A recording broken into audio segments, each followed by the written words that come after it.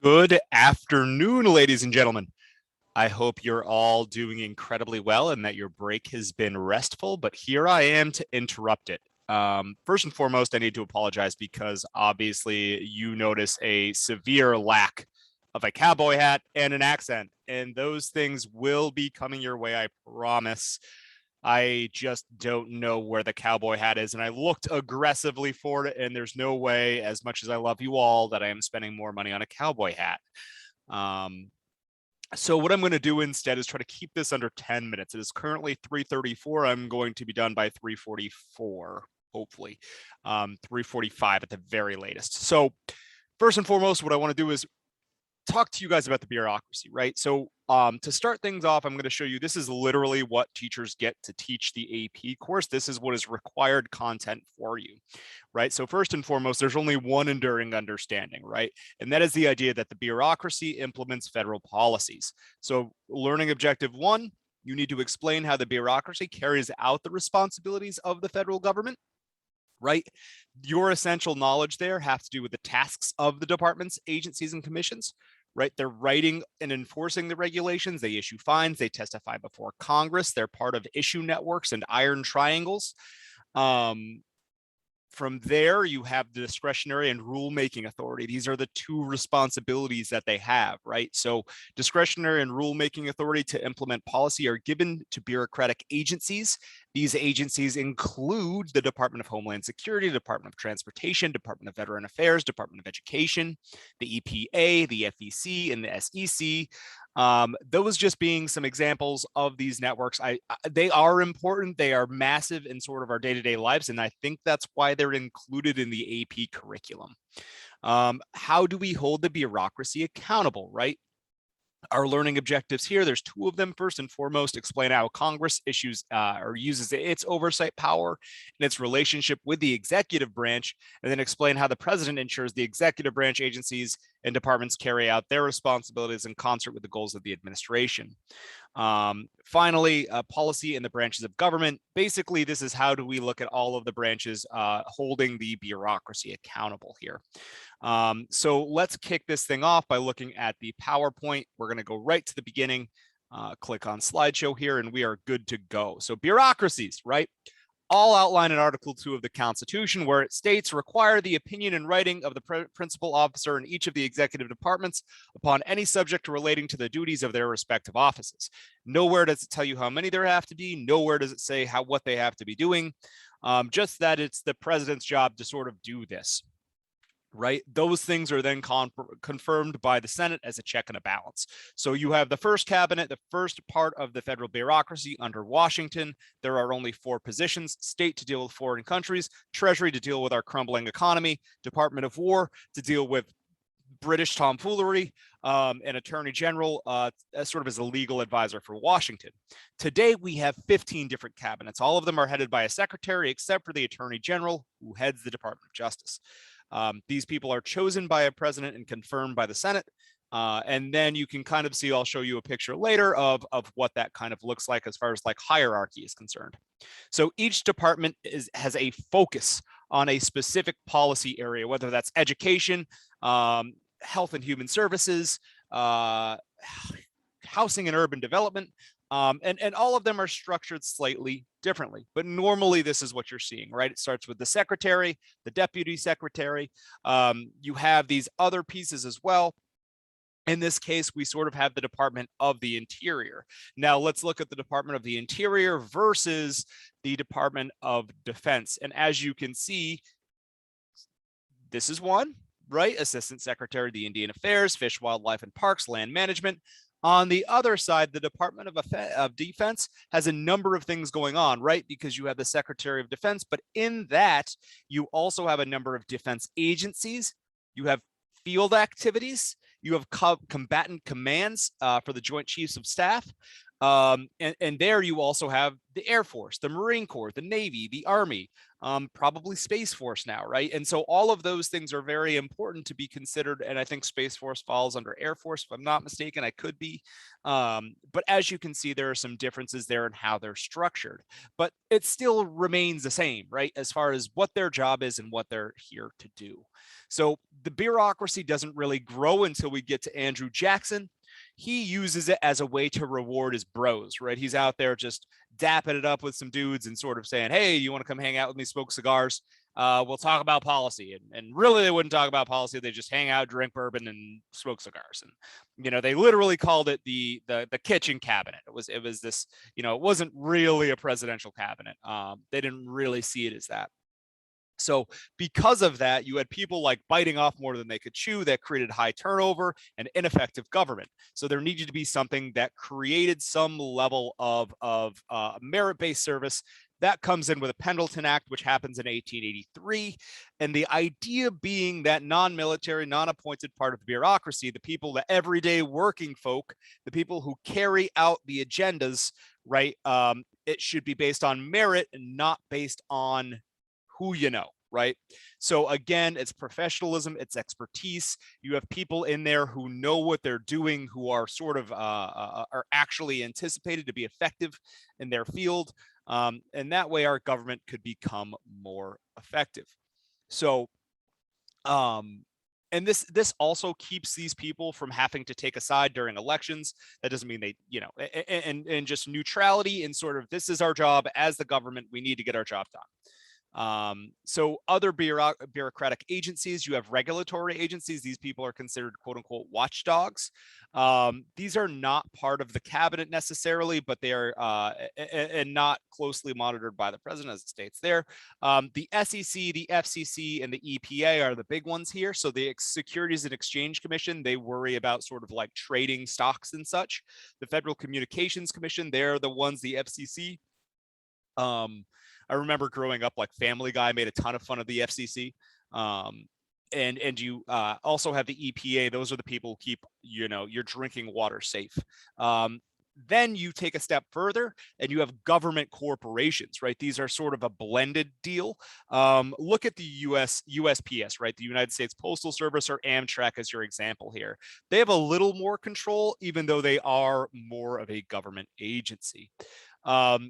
Then you have independent executive agencies. These are smaller, less complex, and focus more on specific things. They are there to do a job. They are not there to perform regulation, right? And so your best bet here to look at is NASA. The policymaking process. This is in your book, Figure 7.5. As you can see here, you know I'm very good at reading. But generally the idea, define a problem, get it on the agenda, form and adopt a policy, budget for it, implement it, evaluate it. If it works, great. If it doesn't work, terminate. So begin by whether the government itself brings it to your attention, the media, interest groups, whoever. From there, you could also see this forwarded through the president's agenda. They then formulate the policy and they begin adopting it, right? And so anybody can do that. It can be done through like a law, it can be done through an executive order, or it can be done through the court. And so when that happens, now keep in mind, as we talked about with the presidential power, it's also important to realize that Congress has to allocate funds for the bureaucracy to do their job, thus having a check on the bureaucracy's power and the power of the president. From there, they implement it, right? That is the primary function of the bureaucracy. It's their job, once something gets passed, for them to take their specified knowledge and use it to carry out an effective plan. They are given some flexibility to handle the way things go down. So implementation, your vocab words here, you have bureaucratic discretion. And that's sort of that flexibility they have, right? That like, okay, Congress, you pass the law, now we fill in the details. And that is also known as regulation, right? And the process through which the federal bureaucracy makes the rules that have the force to to carry out the laws passed by Congress. These rules are regulations. So here, iron triangle, right? This is a big vocab word for you guys.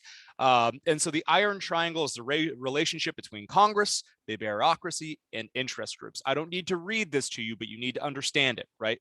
The iron being how strong the relationship is. It's very clear, and it makes a lot of sense when you really think about it, right? So let's say an interest group like the AARP, right? The old folks, they're out there advocating for retirement, right? And so they are the interest group, and they provide, they make a donation to Congress, right?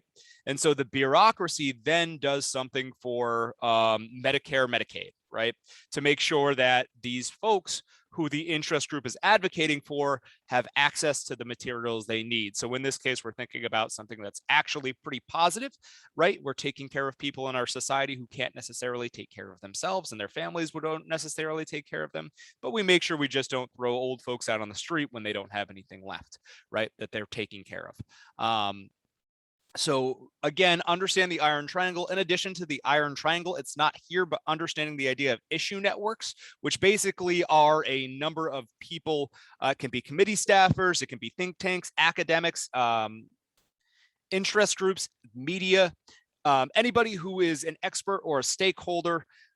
They collaborate to create a specific policy to create, it's sort of the policy making process in this to ensure that we have effective policies to take care of the people who need to be taken care of, or taking care of the policies that need to be taken care of. Finally, the last step, you evaluate, did the policy achieve its goals?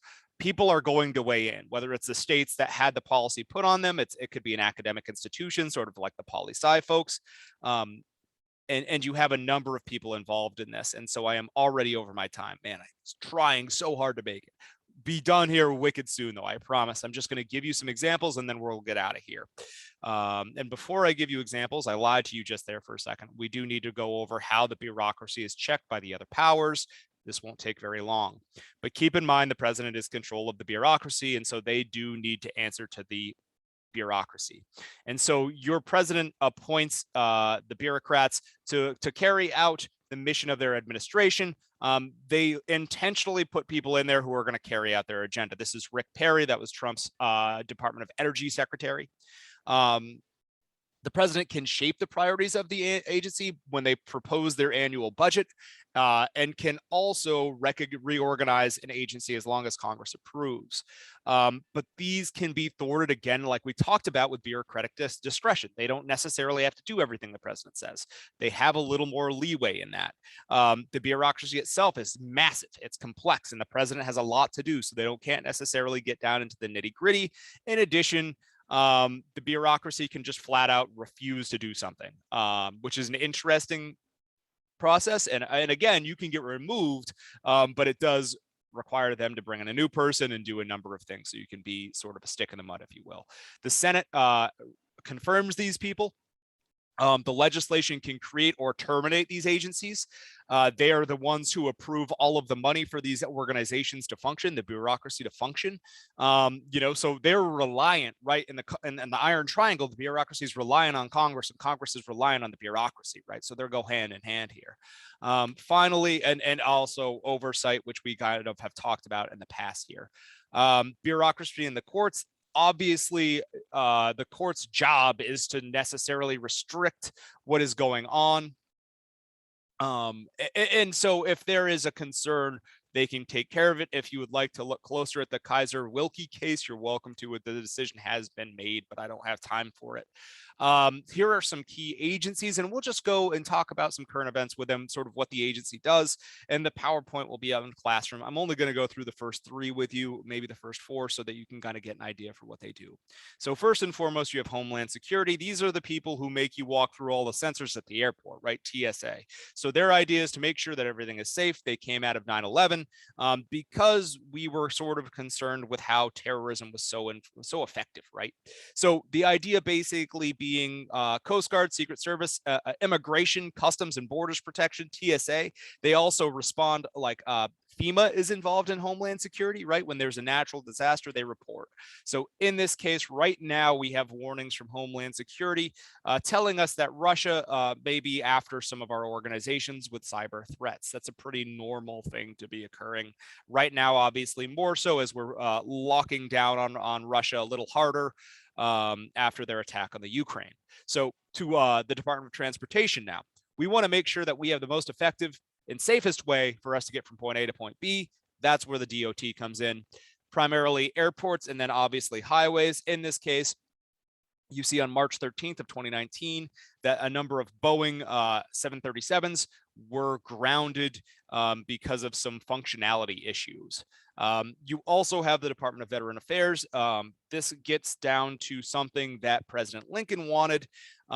These people who bear the brunt of our nation's wars, it's a way to kick back to them and to ensure that they're taken care of, right? That they have the appropriate health care, that they have old folks homes, that they have a number of things to make sure their health and wellness are taken into consideration. Here is a recent article discussing the devastating COVID toll at these veteran nursing homes. Finally, you have the Department of Education. These people are sort of out there to promote student achievement and preparation for global competitiveness by fostering educational excellence and ensuring equal access, which is a really fancy way of saying we need to have good schools to be competitive in the real world, but we also want to make sure everybody gets a fair shot at it, right? And so you have pretty key functions here, right? The idea of the Individuals with Disabilities Act, the reason why 504s and IEPs are so important, right? IDEA, ensuring that everybody gets access to education. You also have civil rights to ensure that people aren't discriminated based on their race, their gender, their and any number of really important aspects. We actually get civil rights training literally every year to ensure that we're up to date with it. You also have grants and student loans for you college kids or kids who are headed to college, excuse me. As you can see, my super cool shark thing there at the bottom. This is an article that holds dearly to my heart, with this idea of repaying student loans and that nightmare that just looms over me like a shadow person. Oh, gosh. Regardless, I hope this helped you understand the bureaucracy a little better. I hope that this is short enough for you and succinct enough for you. This is my second time recording it. You can fade me because I forgot where my mic was. And hopefully this one sounds a little better. I look forward to seeing you all on Monday. I've missed you dearly, and I will see you when break ends.